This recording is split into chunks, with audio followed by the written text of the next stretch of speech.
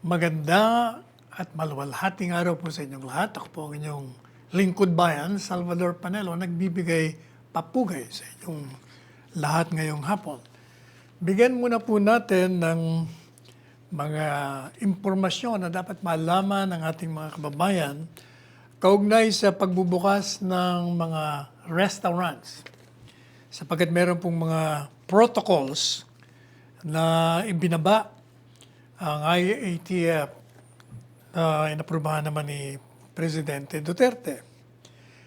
Halimbawa po sa mga restaurants, kailangan ay magkaroon sila ng, yung mga lamesa nila dapat ay sanitize.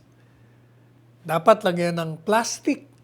Kasi yung plastic madali pong linisan kasi yung mga porous materials na gaya nito. Kahit linisin mo, hindi ka nakakasiguro. Pero yung plastic mabilis eh. Lalagyan mo lang ng alcohol. Pupunasan mo. Meron din pong sinasabi rito na kailangan yung mga mesa may distansya. 1 metro lang man po ang distansya sa bawat isa. And hindi po pwede yung face-to-face unless may divider. Siguro yung divider magiging plastic, hard plastic. Kaya nakakatawa kung nakakatuwa. Meron kang kadate, meron kang kausap, kakomperensya, magkaharap kayo pero may cover. Pero kailangan ho yun dahil magkakahawaan ng bawat isa sa inyo. Ano pa bang nakalagay rito? Kailangan ho yung pagpasok nyo sa restaurant. Merong mga visible markings. Kaya dapat more address ito po sa mga may-ari ng restaurants. Kailangan may mga marka kung saan magpipila. Pareho dun sa mga mall, makikita nyo po sa mall, meron ng lugar pupunta yung mga customers at talaga 2 metro pa nga ang pagitan, hindi lang sa metro. And then, preferably daw color-coded. Kailangan din merong mga tinatawag na sanitizing equipment and tools. Kailangan merong pagpasok nyo pa lang sa restaurant, dapat meron ng alcohol doon. Merong sanitizer doon. And then, pagdating nyo doon sa mesa, kailangan meron na pong mga menu para yung orderin ninyo. At saka, hindi na pwede yung pag nag-order kayo, may contact. Paano kaya nila gagawin yun? Kasi siyempre, pag hawak mo menu, bubuksan mo yung menu. Baka ang ibig sabihin, pag dumating yung waiter, may distancing din kayo.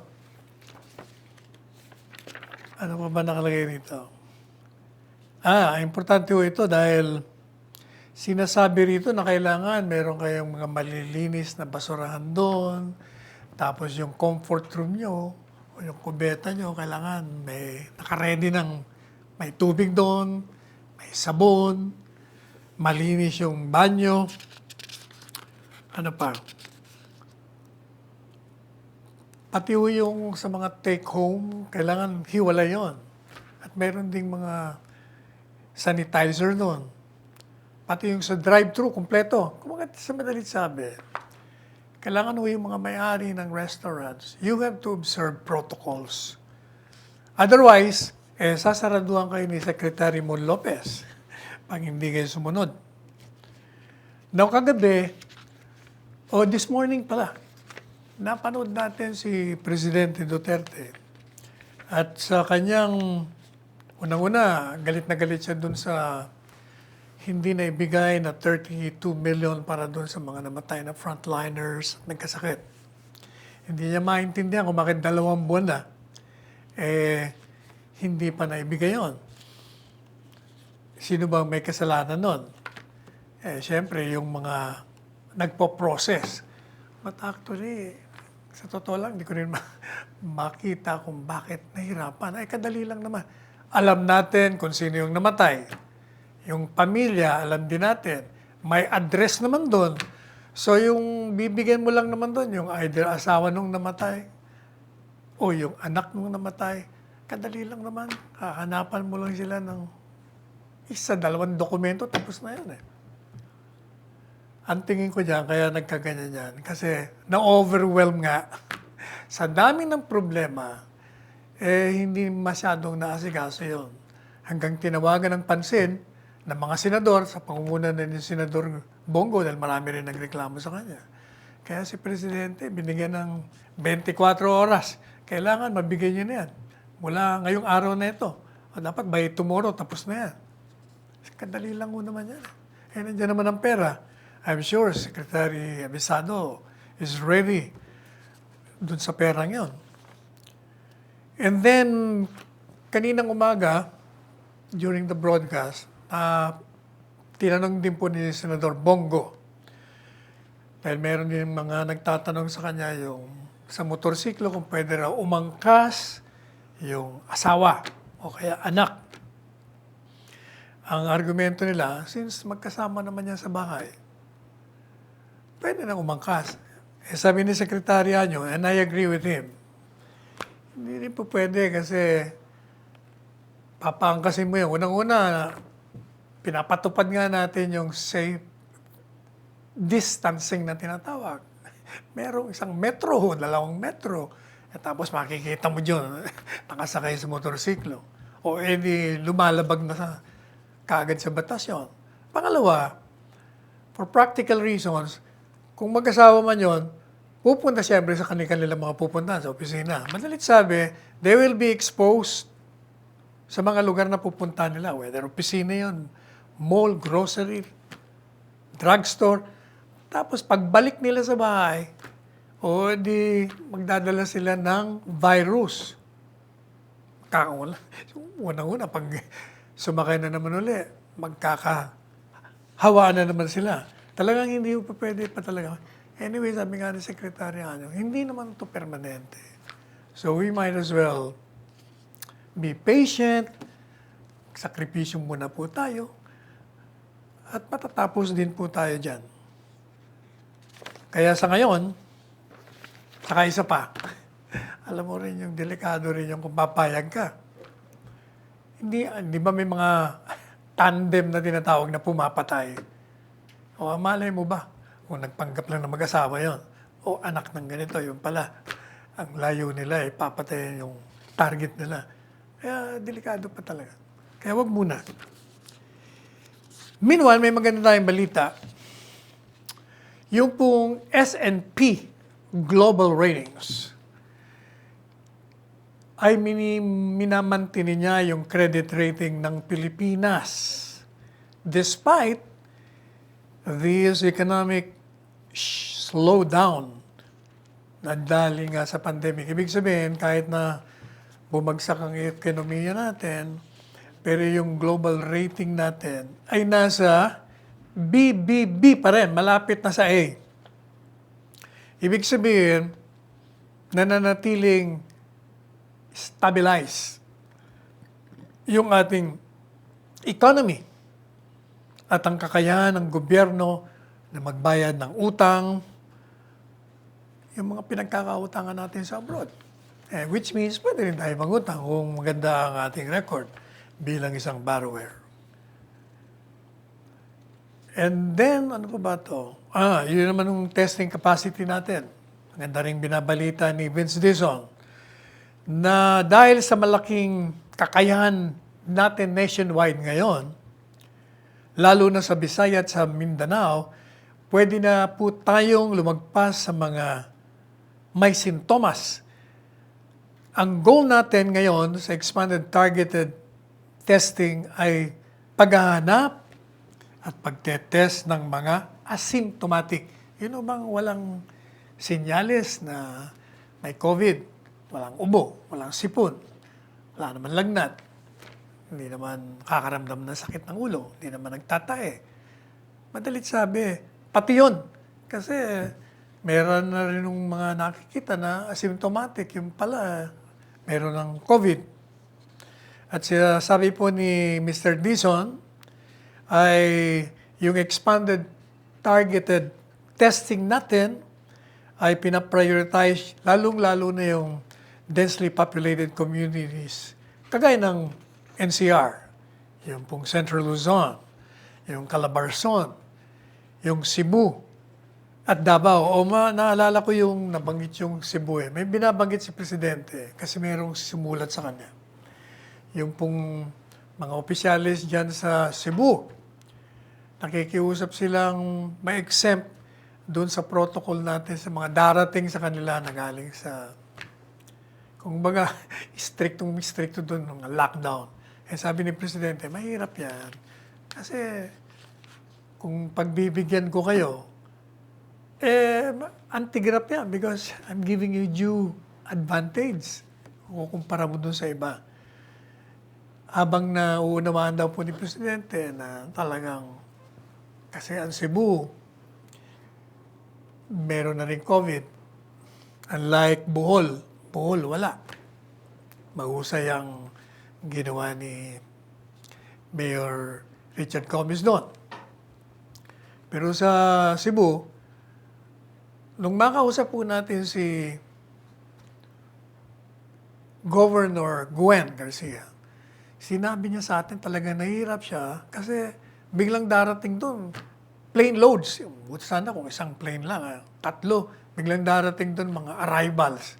Eh, alam nga naman sabi niya, pumayag ako na makapasok yun sa Cebu. Kaya, nag-lockdown siya ron.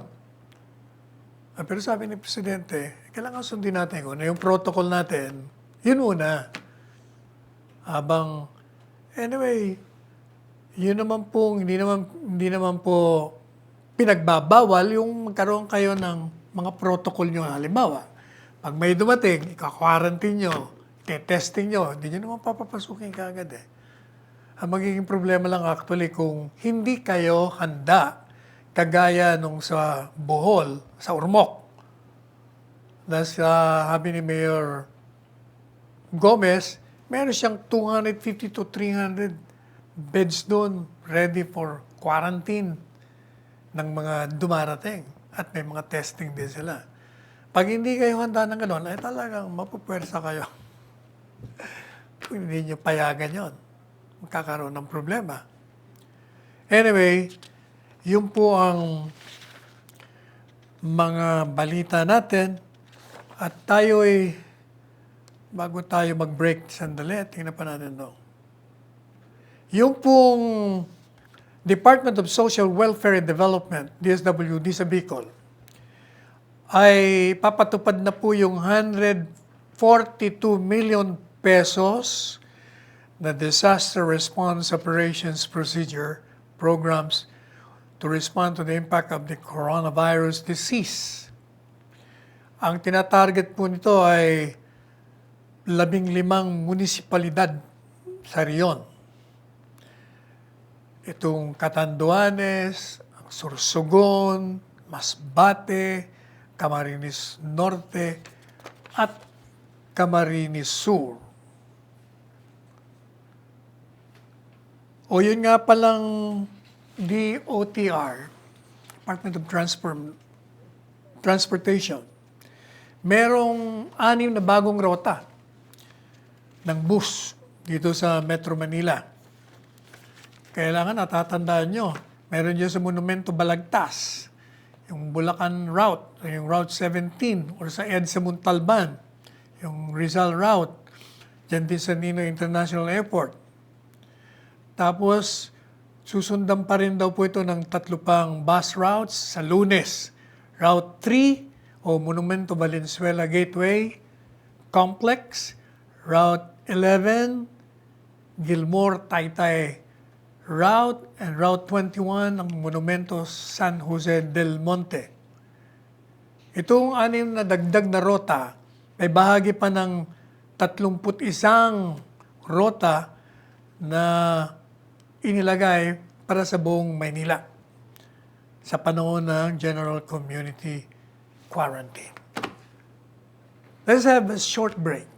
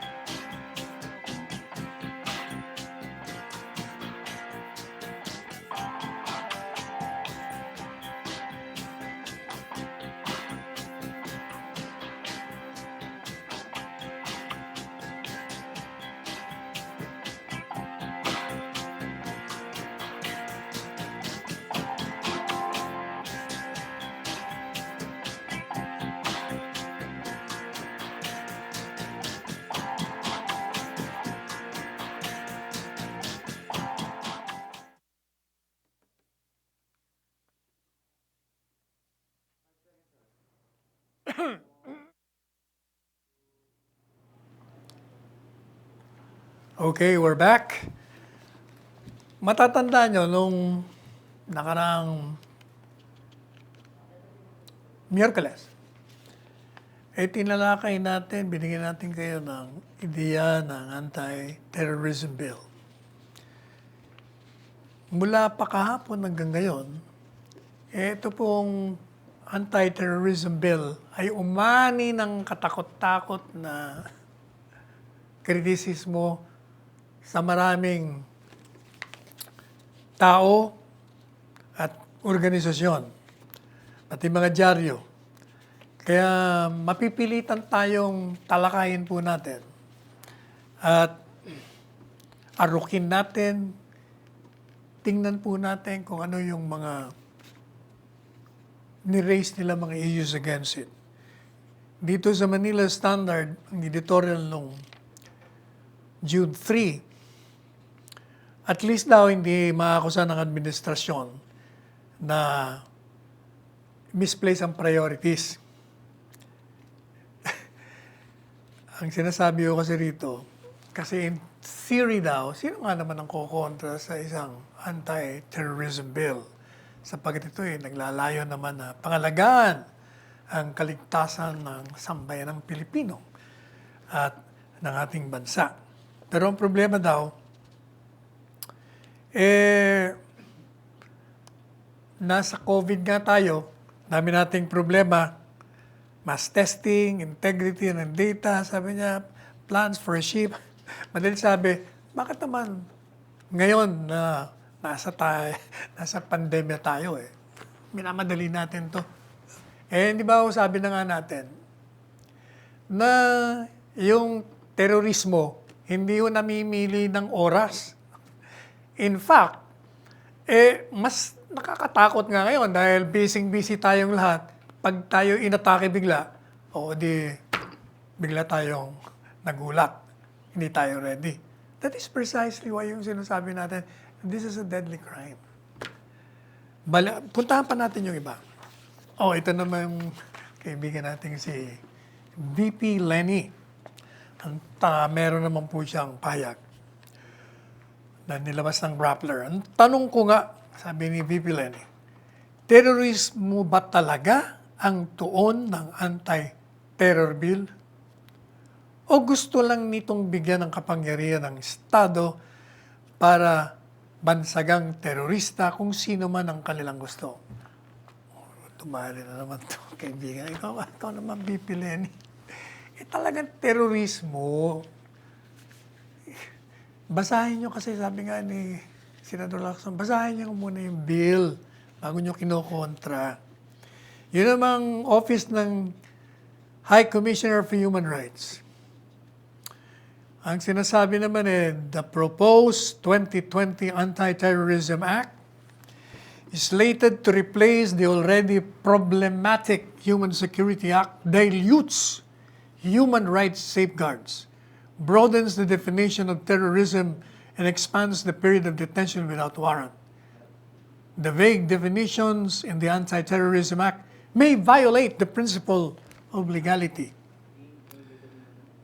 Nabasa kaya nito yung bill? Parang baliktad yata sinasabi nito. Bakit naman dinilute? Hindi nagdagan nga yung mga safeguards doon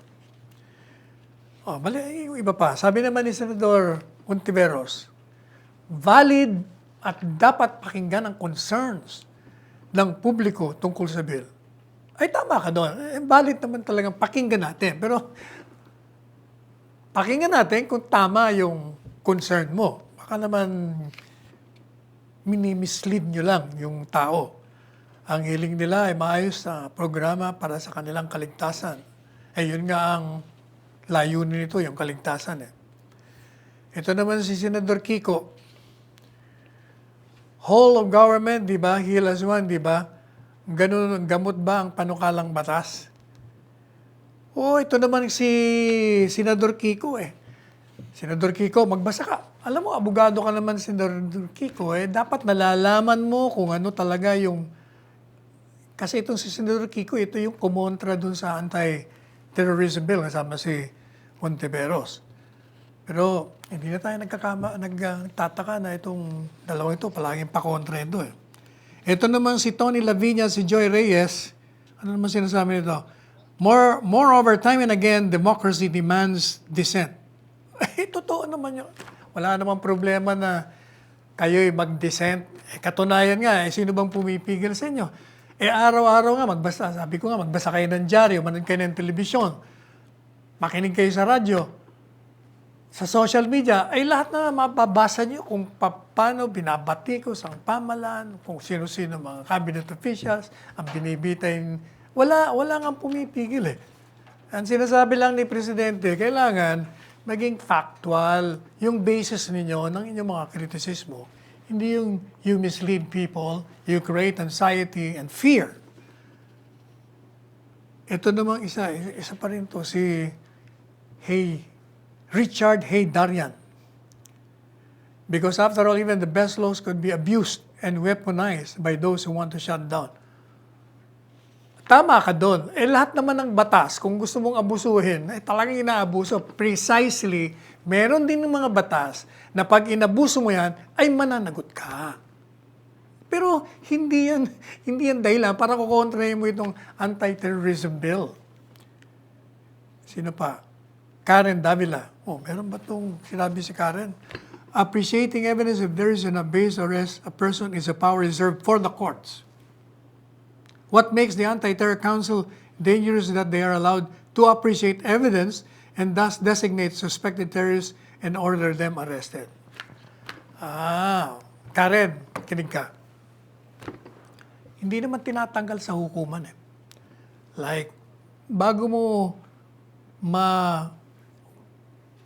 halimbawa, meron silang pinagsususpecha ng mga terorista. Akala mo ba, masosurveillance mo yan, ma-wiretap mo yan? Hindi. Pupunta ka muna sa Court of Appeals. Hihingi ka ng permiso dun. Pangalawa, yung sinasabing magdidesisyon daw dun sa probable cause, yun ang nire-raise ng marami. Bakit daw tinanggal sa hukuman?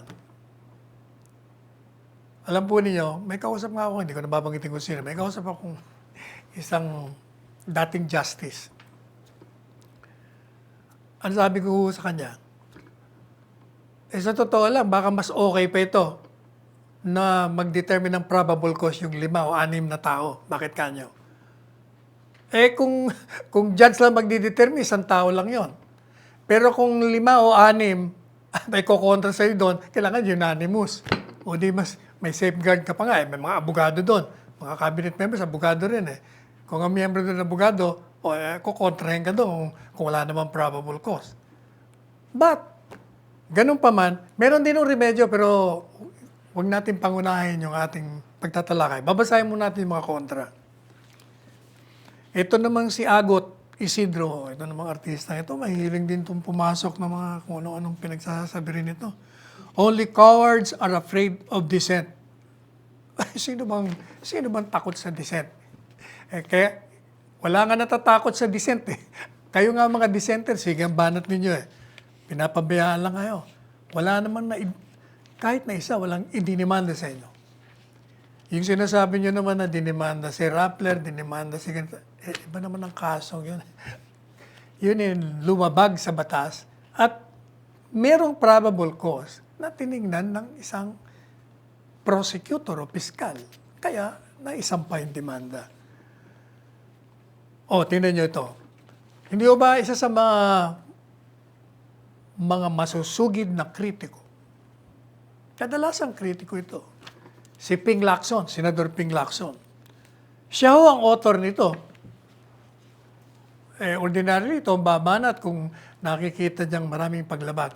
Pero si Senador Ping Lacson, to his credit, naging Chief PNP, PMA graduate. Madalit sabi, sila ho talaga nakakaalam sa mga gawain ng mga kriminal, mga sindikato, yung mga terorista, may mga karanasan to. Kaya nga ho, sabi ni Senador Lacson, yung bill na yan, marami dyan ang kinopya namin sa mga makapangyarihang bansa na ganyan din ang kanilang batas, yung Australia, yung Estados Unidos. At sinasabi niya na maraming safeguards dyan. Yun nga ang tatalakayin natin mamaya. Inuuna lang muna natin yung mga pakontra. Sana nga daw, sabi ni Senator Lacson, sana yung mga kumukontra, hindi kayo ang tamaan ng mga terorista. Kaya nga ito ginagawa natin para sa kumukontra at hindi kumukontra, kayo ang nilalayon ng batas na ito upang maproteksyonan. Sabi rin ni Senador Soto, ang mungkahi ko, basahin niyo muna kasi ang bill bago kayo nagre-react. Ang mga kukontra lang dyan, sabi ni Senador Soto, yung mga terorista at saka yung mga sumusuporta sa terorista. At saka doon sa mga natatakot sa panukalang batas. Di ba, sabi nga natin, yun din ang ating pananaw. Of course, sasabihin lang, hindi, dissenter kami. Oh, exactly, dissenter kayo. Kaya you invoke the freedom of the speech and of the press. O, wala namang pumipigil sa inyo.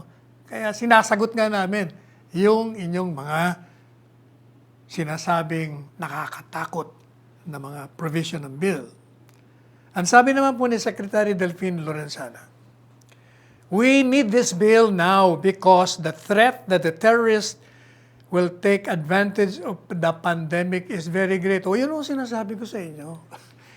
Ngayon nga ang delikado sapagkat nakafocus tayo rito sa pandemya eh.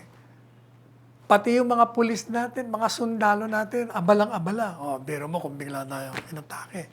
O, hindi tayo handa. Kaya sabi niya, huwag kayong mag-alala kasi there are enough safeguards to the liberties of our people that they should not be unduly subjected to this kind of threats, they are alleging. Ang inquirer naman, ang sabi, the bill has been cooking in Congress for the past year. Oh, that reminds me. Merong mga dating author na umatras. Gaya ni Congressman Biason. Okay naman daw sa kanya yung bill, kaya lang gusto nila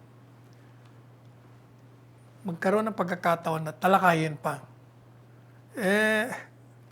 Tanong ko naman sa inyo kasi, 3 taon na yan eh. Bakit naman kasi hindi nyo inisikaso nung pwede kayong magdebate ng gusto niyan? Yan ang naging problema. Sabi ni Secretary Anya naman, tapusin ko nga pala yung sa inquirer. At least itong inquirer, editorial siguro ito. Lorenzana pa rin to. Akala ko, gulat ako, inquirer, pabor. Ang sabi pa ni Secretary Lorenzana, ang kailangan natin ng panukalang batas na ito sapagkat talagang makatotohanan ang panganib na tinudulot ng terorismo. Kaya panahon na ipasa na ito sa Kongreso. Mamaya tatalakayin natin yung tungkol sa mga nagrarally. Sabi naman ni Secretary Anyo, ang intensyon o layunin ng Terrorism Bill of 2020 ay para pangalagaan ang ating soberentiya at ipatupad natin ang kapanatagan, ang kapayapaan, at ang kaligtasan ng ating taong bayan.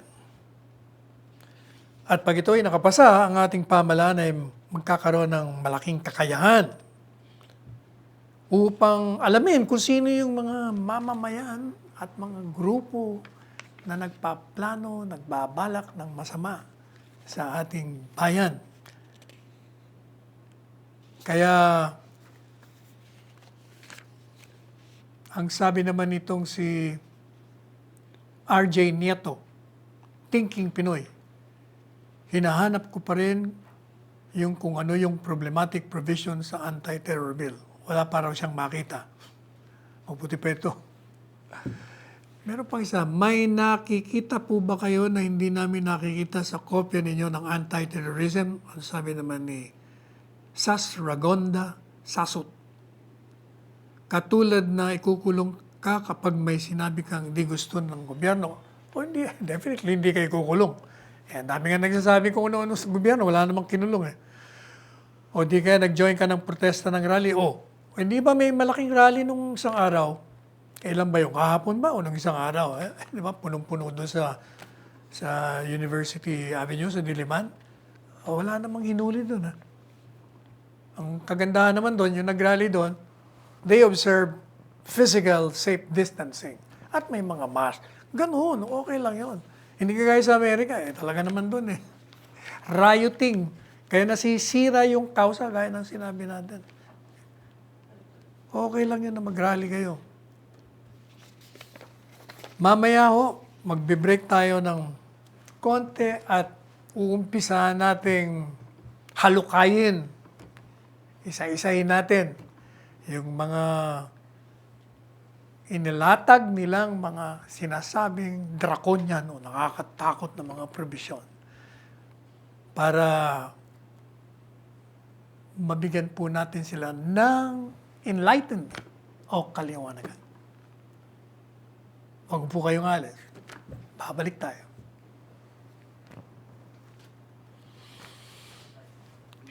Parang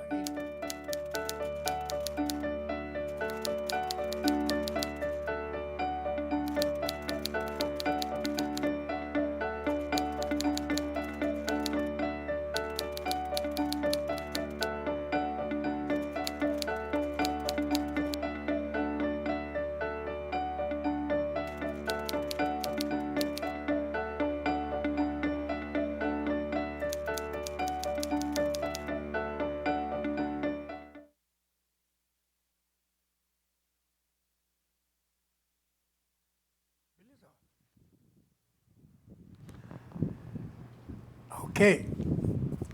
Now, punta na po natin itong mga kritiko. Alam nyo, ito pong mga kritiko, mga detractors, hindi yung mga legitimate na talagang concern sila. Para itong orchestra, sabay-sabay sila tumutugtog ng isang tono laban dito sa anti-terrorism bill. Kasi kahapon naipasa na yung anti-terrorism bill. At ito ay dadalhin na kay Presidente. Tandaan nyo yung Senado ay tumatama sa mukha natin yung aircon. Yun ang Senadong bill, inaprubahan in toto ng House of Reps. Yun nga inireklamo nga pala nila Congressman Biason at nung iba pang umatras. Kasi they had no opportunity raw na magbigay ng mga amendments. Like, for instance daw, gusto niyang lagyan ng amendments yung tungkol sa probable cause. Kasi baka daw ibang misinterpret. Pero, alam nyo, sa Senado, nandun yung mga talagang pusakal na mga nananaliksik at niriripaso kung anong ipapasa nyo sa batas. The fact alone, nasabi nga natin, kung yung mga kagaya ni Senator Lacson, ni Senador Drilon,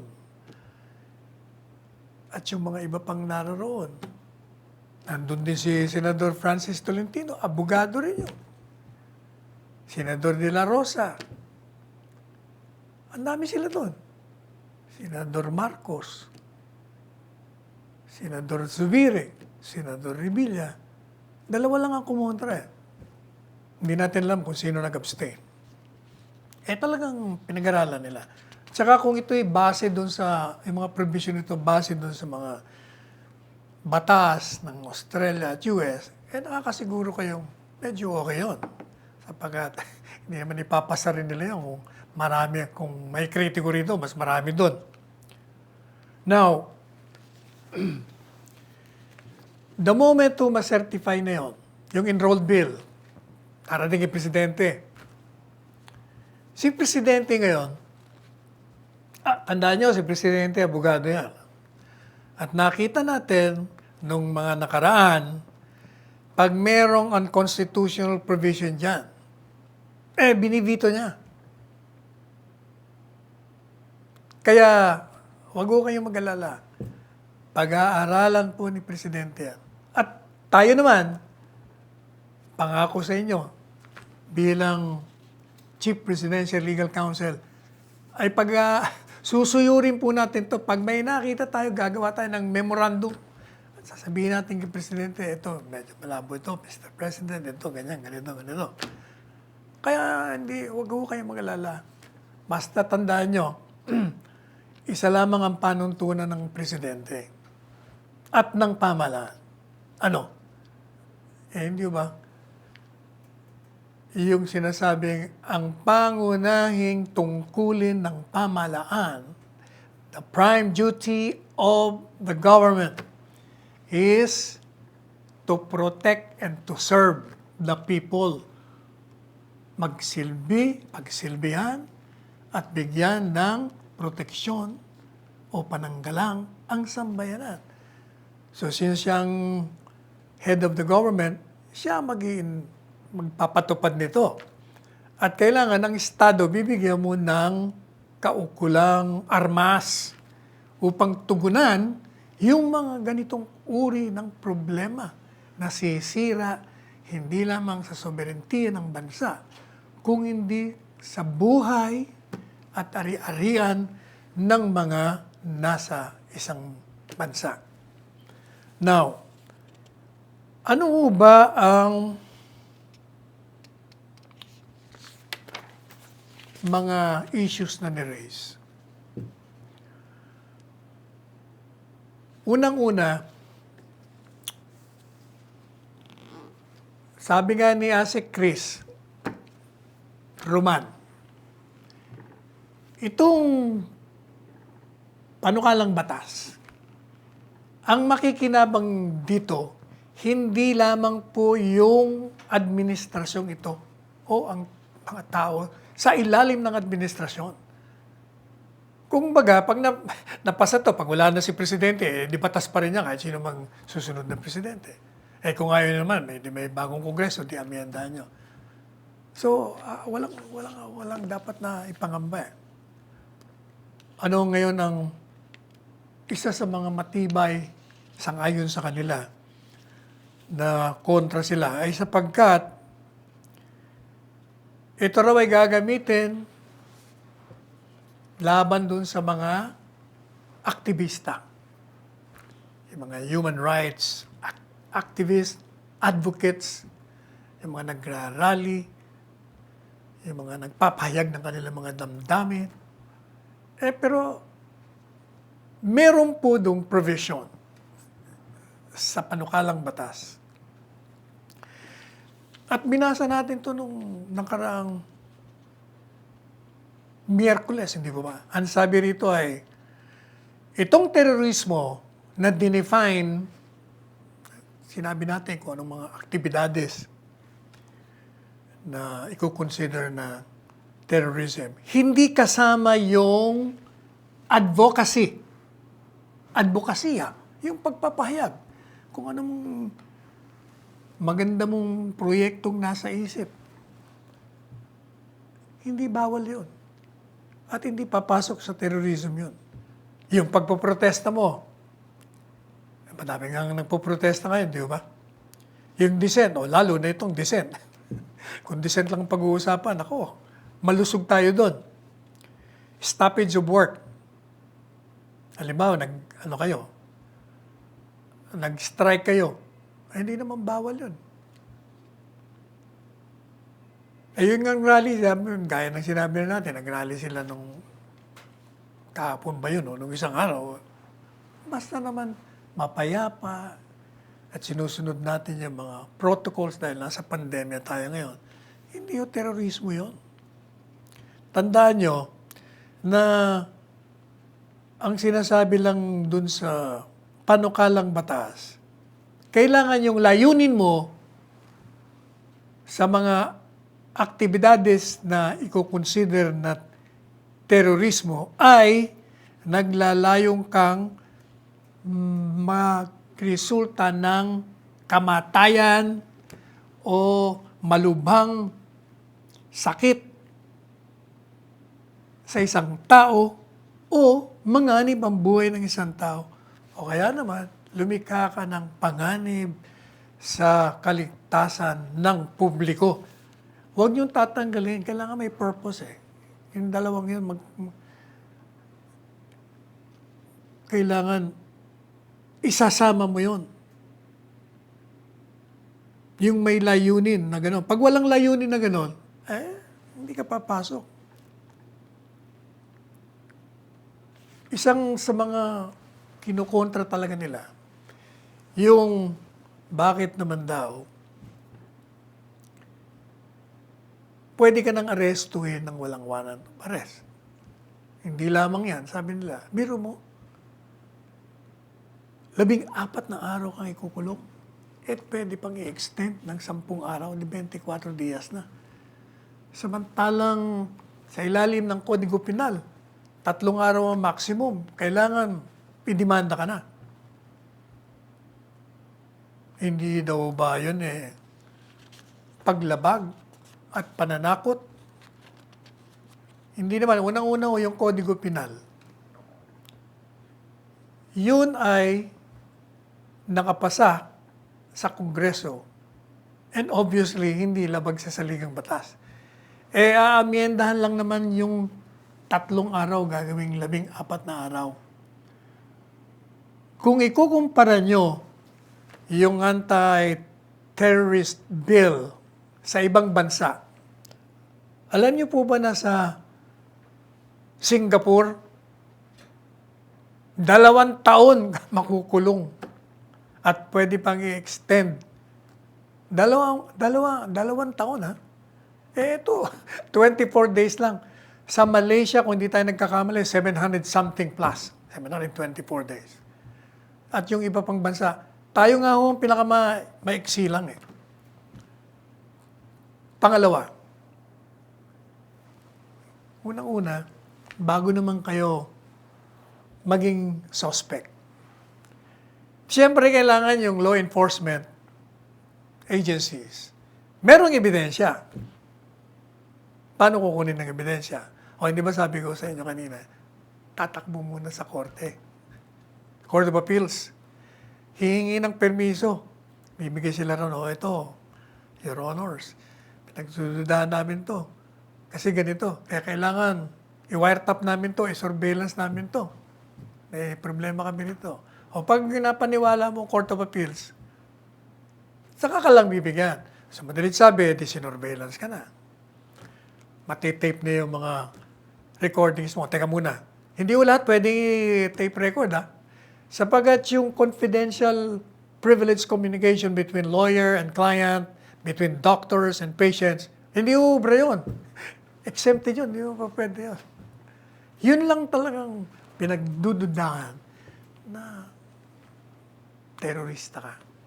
So, madalit sabi, kung meron ng ebidensya, o di dadali mo ngayon dun sa sinasabi nilang, bakit naman yung council binubulang ng mga cabinet members, hindi judge? O di, titingnan ngayon nila.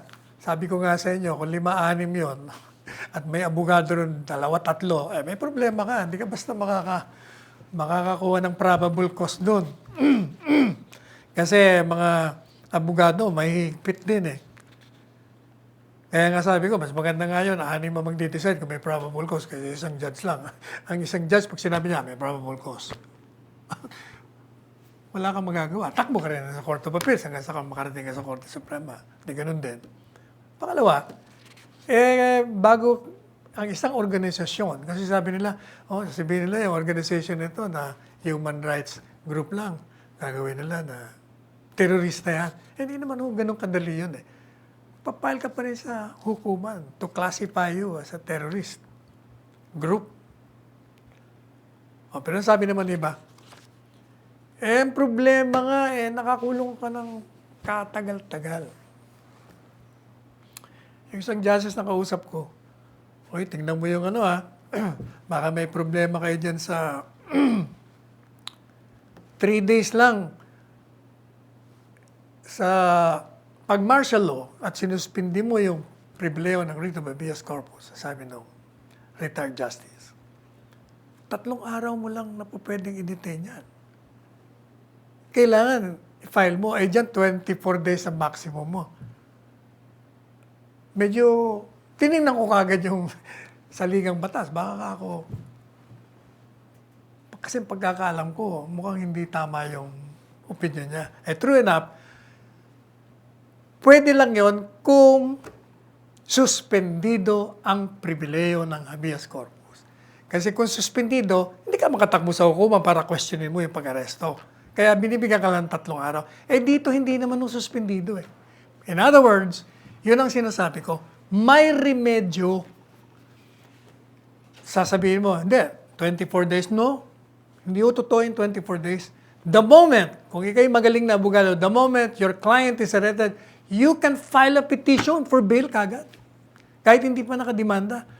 Maliwanag naman ang sinasabi ng saligang batas at saka may jurisprudence tayo dyan.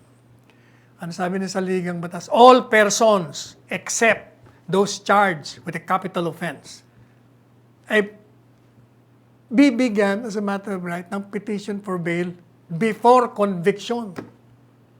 Hindi nga sinabi doon before charging eh. Ibig sabihin, sa tingin mo, hinuli ka, wala namang base. Sabihin mo sa abogado, file ka ng either habeas corpus, questionin mo yung aking detention, or file ka ng petition for bail. Pwede ho yun. Kaya, hindi ho totoo na walang kalaban-laban ng isang pinaghihinalang terorista rito. Ano pa? Isa pa, hindi ba meron tayong tinatawag na warrantless arrest? Dati namang meron tayong warrantless arrest. Ibig sabihin, kahit na wala kang warrant, pwede kang hulihin at i-detain. Basta, merong probable cause. Ano ba yung mga sinasabi sa rules of court? Alam mo, nakita mo yung krimen mismo sa harap mo. You can arrest, citizen's arrest. O kaya yung isang pulis, may naganap na krimen, tapos yung tisigo, ang pumatay. Yun, ang nagnakaw. Pwede mo habulin yun, arrest yun kahit walang warrant. Kung ikaw ay bilanggo, tumakas ka, pwede ka arrest yun. Hindi na kailangan ng mga warrant. So madalit sabi, dati na hong pwede yan. Hindi naman po pwede yung, alam mo na nga siyang kita mo sa harapan mo, bakit hindi mo ma-arresto? Bakit pa tatawag ng pulis tapos papapile ka pa ng issuance ng warrant? Nandun na nga sa harap-harapan Ano pa? Ano pa ba mga kinukunta ng mga... At saka isa pa nga pala, before I forget, yun naman ng extension, hindi naman pwedeng basta i-extend yun. Kailangan merong requirement Kailangan pakita mo na kailangang patagalin mo pa yung isang suspect to preserve the evidence in connection with a crime of terrorism. O kaya naman, itong taong ito, baka pag pinalabas mo ito, gumawa na naman ng krimen. At, sabi nung batas, kailangan tuloy-tuloy ang investigasyon mo at walang delay. Kaya may mga safeguards Another thing, yung sinasabi nilang, parang naman,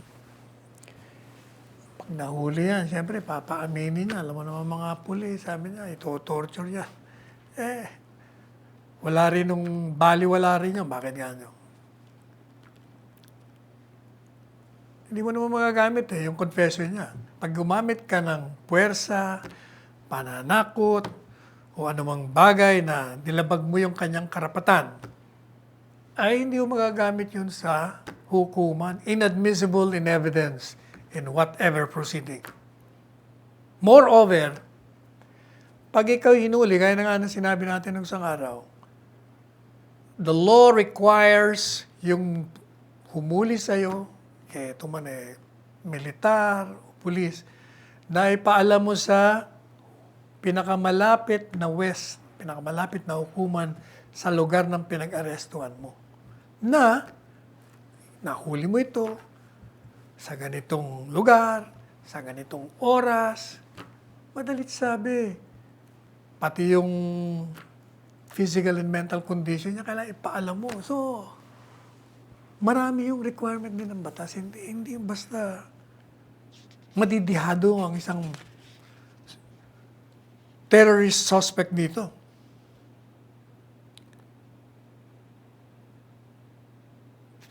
Another thing, natanda nyo, sabi ko sa inyo, hindi ba mga trials ngayon? Hindi ba reklamo ng lahat ng mga litigante? Ang tagal naman ng trial.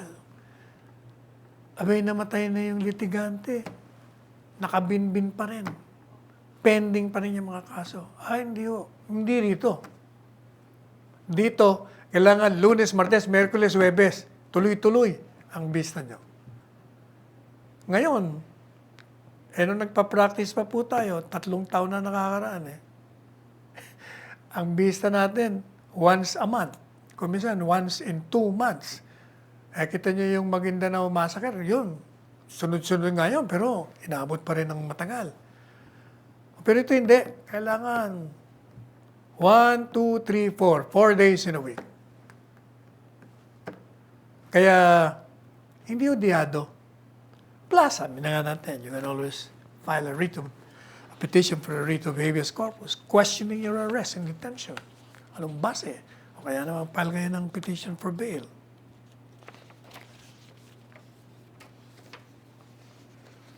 Ang problema dito sa mga kritiko din, palagi nilang kinukumpara si Presidente Duterte kay Presidente Marcos.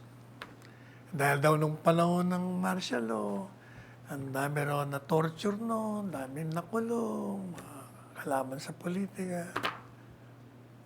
Malayo naman Hindi naman sa inuusgahan natin yung administrasyon ni Presidente Marcos. O hindi ba nag-martial law naman sa Mindanao? Sige nga, ikumpara nyo nga. Kahit na isang reklamo, wala tayong narinig, kahit isang reklamo na nagdemanda na siya'y inarestong mali o tinorture siya, wala. O ilang taon ba yung martial law doon? 2 taon na higit? Hindi ba wala? Naayos naman. Kasi nga, ang kaibahan ni Presidente Duterte, hindi ho siya kumikiling sa kaibigan o sa kaalyado. Actually, yun ang naging kasalanan o naging mali ni Presidente Marcos. Yung mga kaibigan niya, yung mga cronies niya, prinoteksyon na niya. Kaya nasira yung kanyang administrasyon dahil doon. Ito iba Nakita niyo naman.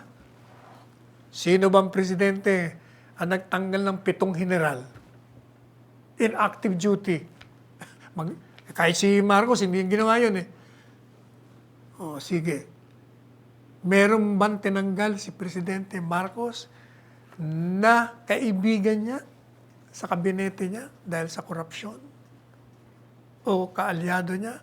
Hindi ito nga, iba Wala. Basta nagkaroon ng sabi niya, whiff of corruption lang. Tinatanggal. Kaya, kahit na sabihin mo, ngayon lang pwede naman siyang, hindi ba, nagbanta ko siya ng martial law. Pero sabi niya, banta lang naman yon. Actually, tinakot niya lang yung mga scoundrels dito sa ating bansa. Pero, sabi, hindi ko kailangan yan. Sapagkat, ang kapangyarihan, gaya ng BP Leni, sinasabi niya, para palakasin ang kapangyarihan ng Pangulo. Hindi. BP Leni, BP ka, pwede nga maging presidente. ang dapat mong malaman, ang kapangyarihan ng Pangulo ng Bansang Republika ng Pilipinas ay isa sa malakas sa buong mundo.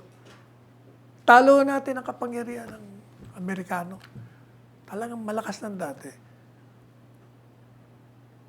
Ang kailangan lang sa presidente ito, alam niya kung paano niya gagamitin ang binibigay sa kanya ng saligang batas. Ang mahalaga, itong presidente pong ito, sensitive siya sa number 1 sa corruption. Number 2 sa oppression. Ayaw niya ho yung naaapi. Yun ang kinaririakan ni presidente palagi. Yung magnanakaw ka ng pera ng bayan o mga abuso ka ng iyong kapangyarihan o nang aapi ka ng kapwa mo. Yun ang ayaw ni presidente. Kaya lahat ng mga kilos niya palaging nakabatay doon.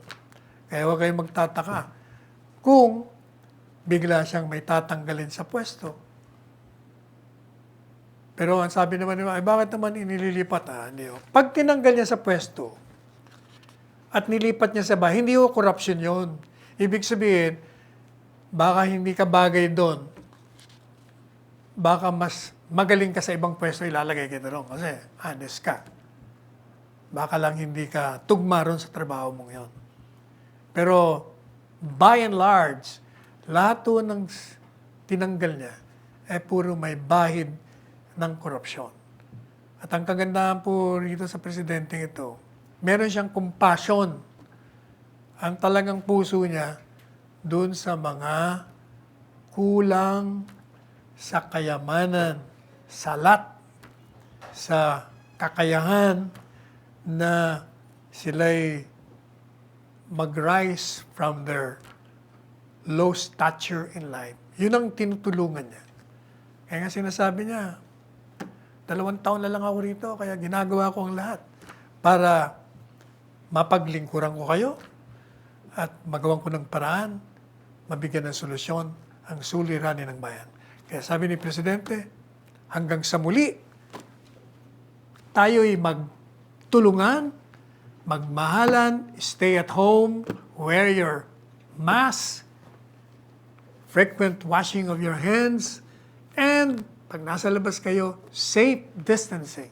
Ako po, ang inyong lingkod bayan, Salvador Panelo. Pansamantalang nagpapaalam hanggang sa Lunes, 2:00 ng hapon. Magkita-kita tayong muli.